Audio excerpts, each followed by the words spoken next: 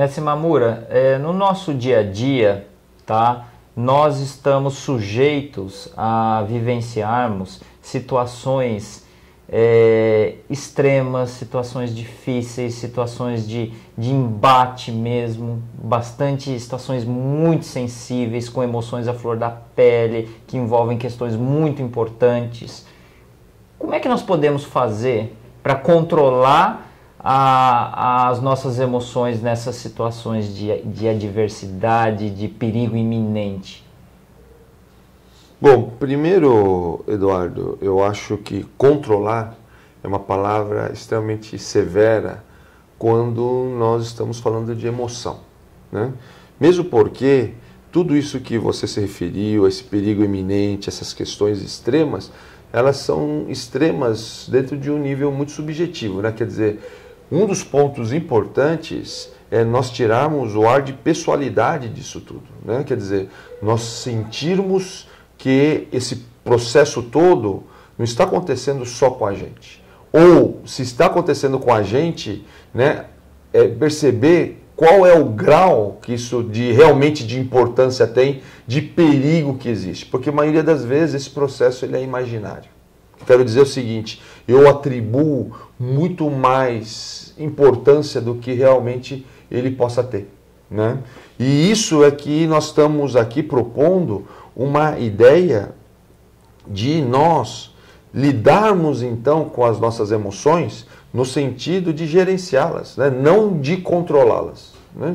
Procurar entender, primeiro, ter um reconhecimento do que realmente é importante e o que realmente é o medo. Porque o medo, se você perceber bem, nós temos uma tendência a demonizar certos termos, e o medo é um deles. A gente acha que o medo é uma coisa ruim. O medo pode nos ajudar, o medo pode nos levar a estar cegos diante de uma situação, mas também pode nos ajudar a ser mais precavidos mediante a um tipo de momento. Então, o medo ele tem que ser bem trabalhado. Primeira coisa é reconhecer. Olha, eu tenho medo, eu sou covarde. Porque covardia também é um outro exemplo que a gente fala, não, eu quero ser corajoso. E quando a gente não tem coragem, automaticamente nós nos consideramos covardes. E isso é muito interessante porque isso, inclusive Sun Tzu, né, se referia muito a isso, que a covardia depende do potencial de situação. A covardia não é algo, coragem e covardia não são inerentes ao ser humano. Olha só, isso é sério, hein? Porque não é o que muitos de nossos pensadores, né, preconizam, tá? Que coragem e covardia depende da situação, né? E eu posso dizer que era muito interessante porque na época que eu tive a oportunidade de servir o Exército e eu servi na PE, e nós atendemos vários casos, né, de pessoas que tinham cometido alguma infração, e quando a gente chegava até o local para tomar contato com essa pessoa, você via que a pessoa era uma pessoa assim que estava totalmente fragilizada, né? E a gente perguntava assim, não, essa pessoa que fez tudo isso que você está falando, e ele tinha pessoas que tinham batido em 10 pessoas ao mesmo tempo, sabe? Uma pessoa tinha batido em 10. E você via, mas é uma pessoa pequenininha, sabe, uma pessoa que estava morrendo de medo. Mas por quê? Porque uma coisa era aquela situação onde ele estava corajoso. E outra coisa, a situação que agora parecia que ele estava com medo, parecia que ele estava covarde, né? Então, você viu o que eu falei, ele não era covarde, ele estava covarde. Por quê? Porque são momentos diferentes que ocorrem a situação, né? Então, é desse tipo de situação que eu estou colocando, esse tipo de emoção que eu estou colocando. A emoção, ela é muito relativa. O problema grave de tudo isso é quando as nossas emoções, elas dificultam a nossa capacidade de identificar e fazer uma avaliação do cenário que nós nos encontramos. Porque o risco, é interessante isso que você está falando, porque quando numa situação extrema nós somos tomados pela emoção, me parece que ocorre um bloqueio, nós ficamos cegos, nós paramos de prestar atenção no outro e ficamos muito focados em como estamos nos sentindo.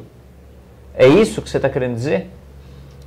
Isso é. Porque o que é uma coisa interessante que quando nós estamos nessa situação que você está chamando de extrema, né? Uma situação extrema, uma situação onde nós estamos correndo risco, né? Há uma tendência de nós perdermos a humanidade.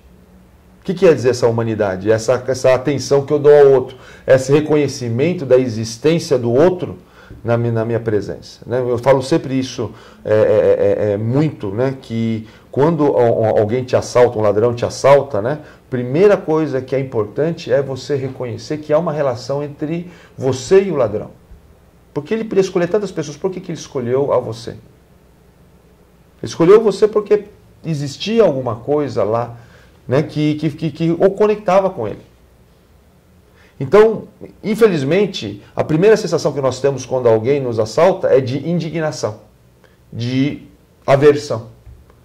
Quando que seria muito mais útil nós tivermos uma relação de identificação. E eu digo por quê, Eduardo? Porque a partir do momento que você tem uma identificação, eu tenho condições de antecipar aquilo que ele irá fazer. Agora, quando eu tenho aversão, eu tenho esse processo, né, de diabolização, quer dizer, de separação. O que acontece? Eu, com isso, eu passo a não ter contato com ele. Então, ele fica estranho para mim. Tudo que ele faz me surpreende. Tudo que ele faz me pega de surpresa. Enquanto que, a partir do momento que eu me identifico, eu consigo, inclusive, antecipar aquilo que ele está fazendo, ou que ele irá fazer. Então, isso tudo nos gera uma condição de chance. Não estou falando que isso vai ser, né, a salvação da lavoura, mas é a chance que ele tem, ele aumenta as possibilidades de reação positiva, né, no sentido dele se livrar daquela situação ou de administrar aquela situação.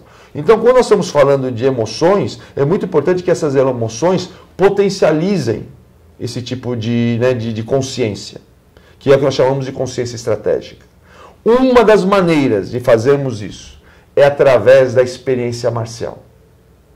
Por quê? Porque a experiência marcial é uma experiência que eu simbolicamente vivencio a premissa de morte, que é essa situação extrema, né? E por que essa situação extrema é tão importante? Porque nessa situação extrema é o momento que eu mudo, né, a visão, quer dizer, eu tenho a oportunidade de ter a visão do todo do processo.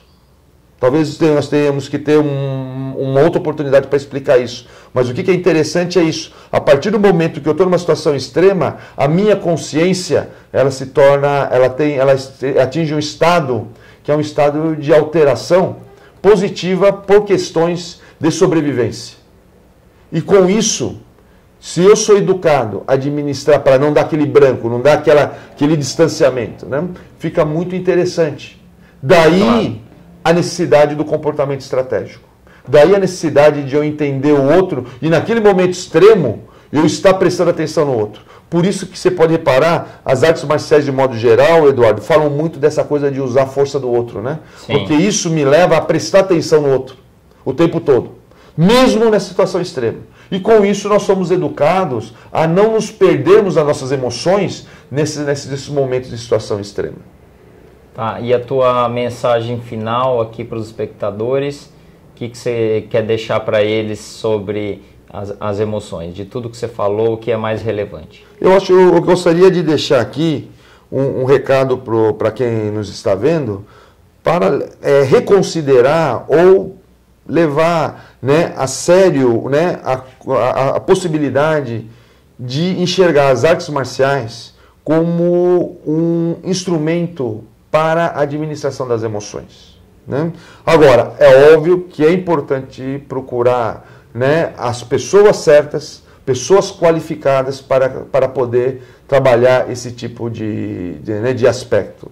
Mas que, não há dúvida, isso já comprovado há várias gerações na China, as artes marciais, elas são extremamente úteis para que nós possamos administrar melhor as nossas emoções.